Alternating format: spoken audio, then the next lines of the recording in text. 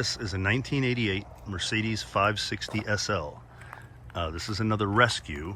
This happened to belong to a friend of mine who passed away a few years ago. It had been sitting in a warehouse for 15 years.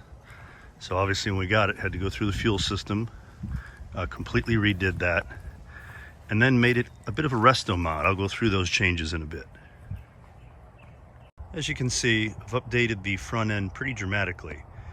Instead of the old ugly American 4 round headlights, this has the European version that was intended by the original designers.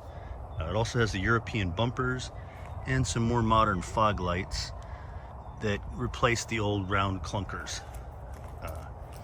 It really changes the lines of the front end.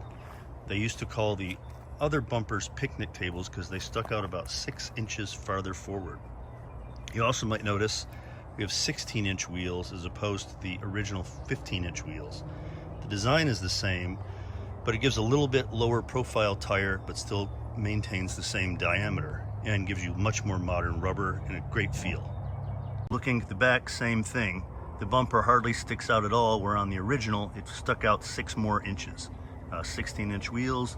You can kind of see I've also put on a European exhaust system, which flows dramatically more than the American exhaust system, and didn't use catalytic converters. The original had 2 converters in a row.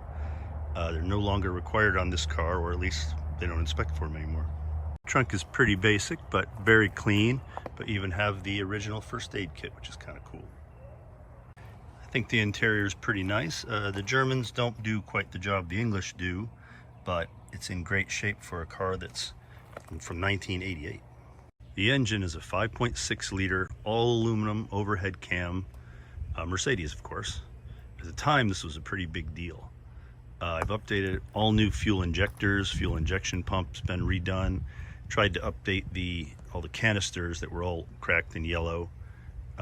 This has the original charge in the air conditioning system, and it works fantastic. I mean, to me that's just amazing for something as old as it is.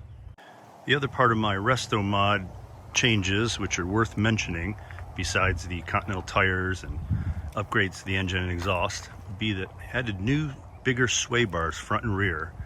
The rear was quite the job because the rear sway bar is an integral part of the rear suspension. These have a positive traction independent in the back, and the last few years here were very different than the old 450 version.